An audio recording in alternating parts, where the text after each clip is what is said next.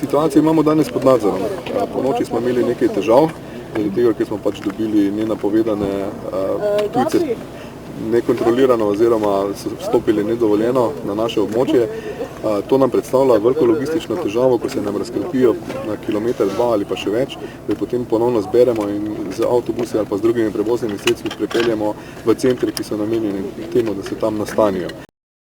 Je sploh možno povedati podatek, me zanima, koliko policistov je recimo na območju občine Ormož aktivnih od teh dneh? Glede, to je operativni podatek, ki ga z javnostjo žal ne morem deliti. Vse razpoložljive sile, ki jih imamo, jih uporabljamo. Zagotavljati moramo tudi določene počitke, da se naše sile spočijejo. Poklicano imamo tudi rezervno policijo oziroma pomožno. Jutri dobimo na pomoč celo nekaj vojakov, ki bomo zaenkrat uporabili na neoperativnih nalogah. Trudimo se po teh močeh, ki so nam na razpolago. Veste pa, da smo kadrovsko zelo podhranjeni in da se probamo znajti. Na območju občine Ormož je bilo tudi nekaj ilegalnih prehodov. Kako ste rešili to? Torej, ilegalne prehode individualno rešujemo kot vsaki drugi prehod. Razen, če gre dejansko za te ljudi, torej Sirice in tako naprej, potem jih združimo s temi, registriramo. Če gre za kakšne druge državljane, potem jih probamo vračati na standardni način. Tudi če gre recimo za Iračane? V vsakem primeru se posebej se ugotavlja, ali so v kakšnem prekršku ali niso, praviloma jih pa vse najavljamo nazaj in vračamo. Imate kakšen apel za občane občine Ormož, recimo, ki to doživljajo?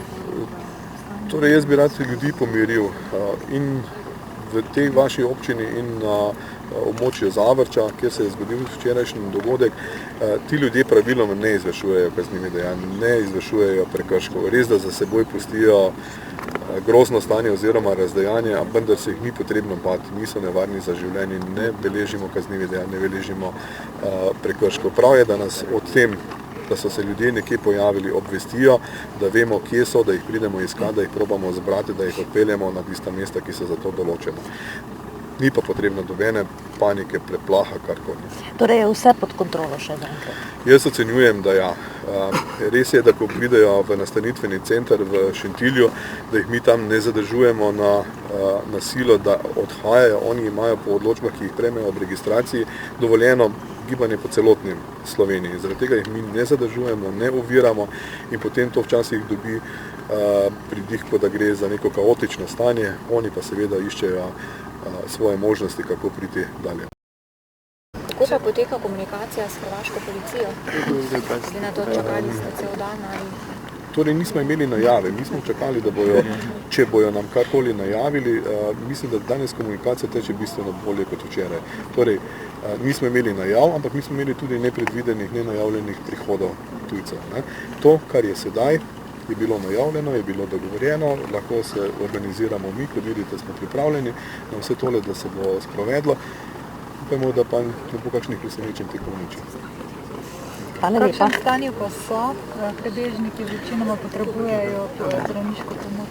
Zelo v različnem stanju so. Nekateri so kar obnemogli, ravno ti včeraj, ki so bili potem prijeti na območju Zavrča, so bili precej obnemogli. Med njimi je bilo kar precej žensk in tudi otrok in tem ljudem nudimo prioriteto. Torej, če naletimo na take ljudi, jih izločimo in oni so tisti prvi, ki gredo po vrste naprej v sprejemne oziroma nastanitvene centre, tisti, ki so videti v boljšem stanju, pač počakajo. Treba razumeti tudi to mogoče, da imamo pač na voljo toliko prevoznih sredstev, kot jih je. Dogaja se nam, da imamo premalo avtobusov, da enostavno avtobusi ne uspejo tako hitro voziti, koliko bi bile naše potrebe. Vozniki rabijo tudi svoj počitek, torej spoštovati morajo zakonodajo in tudi sami niso sposobni več kot toliko voziti in zaradi tega se nam dogaja, da počakajo tudi celo noč na naslednji prevoz. Žal ne gre hitreje, omejeni smo s to logistiko.